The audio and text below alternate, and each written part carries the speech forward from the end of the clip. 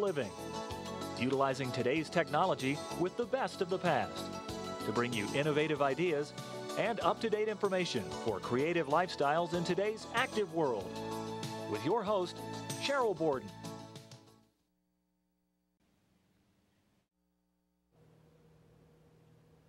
Christy and Nicky, it's such a pleasure to have both of you here, and when I found out what your business was, it certainly made sense for you both to be here together. Two Mothers Foods, your friends, your business partners, and you're really entrepreneurs. Christy, tell us a little bit about why you started working in a school lunch program and how you come up with such diverse menus.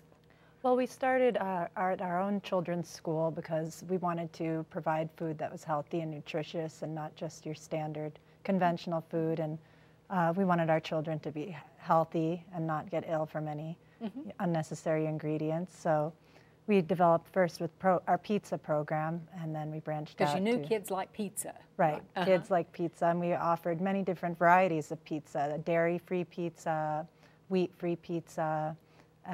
Wheat-free, dairy-free pizza. Wheat-free, dairy-free pizza. Wow. So the kids just seemed to love it. Then we branched out with soups and then pasta dish and burritos.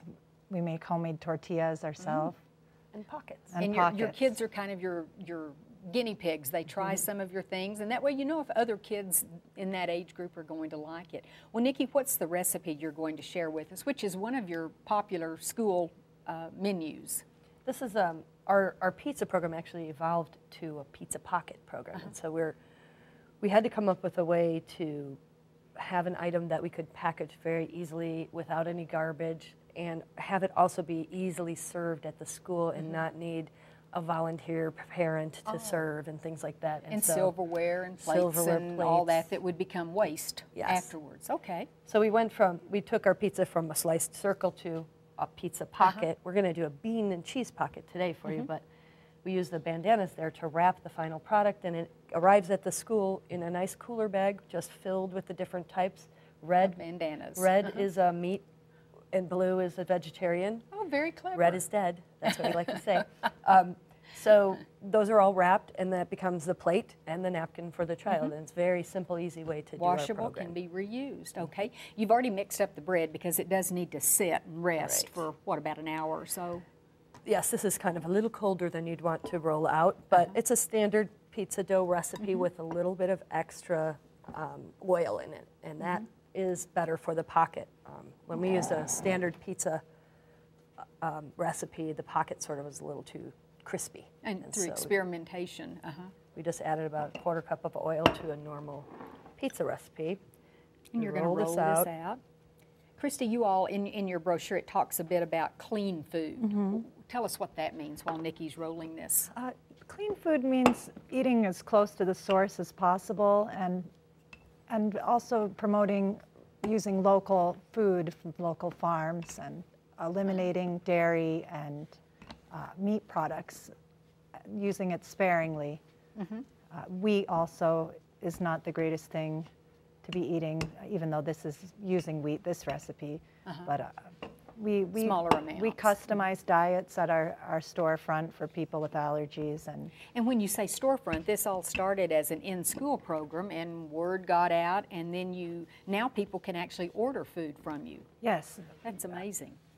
Okay, you've rolled it out to about, what's that, about a 8-inch or 8 or 9-inch circle?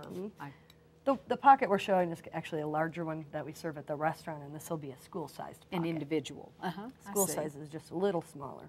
So this is grass-fed cheddar from Wisconsin. It's about as close as we could get. And when you do have to go sort of out of the area, what are the things you consider? When we looked at this farm, one of the hugest thing with dairy for us is the veal calf that's generated from using milk.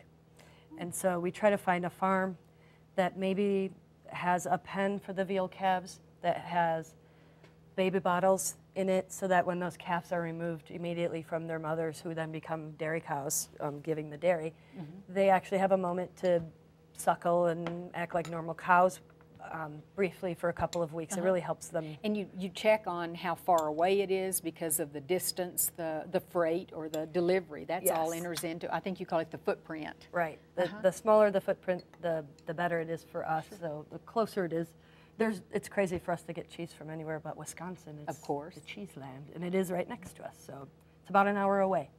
And Christy, tell us, you put cheese, you we talked put about that. cheese. Is that We make refried? our own refried beans out of dried pinto beans and sautéed onions and grapeseed oil or olive oil.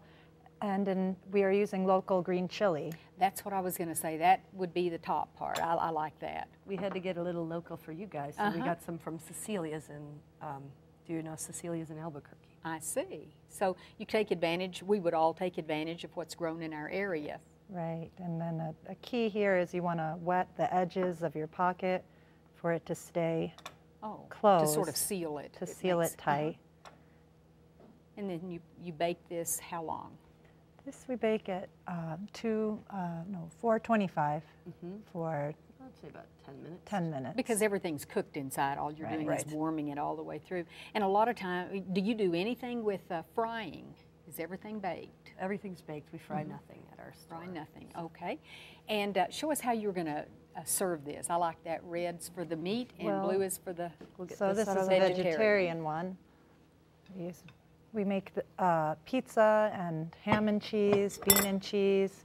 We also have a vegan option. We use kale and garbanzo beans, garlic and spices. So if you were to walk into our store as a customer and get one of these to go, it would just get wrapped like that. In the bandana, Yeah, right too? in the bandana, and you walk out with this in a bag and you bring it back. Oh, And okay. So the next time you come in, I don't think there's a day that a bag of our stuff doesn't come back empty. Mason jars, the tins, napkins. People are returning things constantly. They're really coming through. We didn't know how it would work, but people are bringing And so the you're stuff learning every day about what works better maybe than something you originally thought This was going to works work. great. So you must have a lot of bandanas on We here. have a do. lot of We have 1,000. American-made bandanas at our place. Well, I just think the concept of what you do is just really interesting. Your kids and the kids in the school are really lucky that Two Mothers took the time to come up with this. I commend you. Hopefully we'll inspire some other mothers and dads to do this too. Thank you. Thank you. Thank you.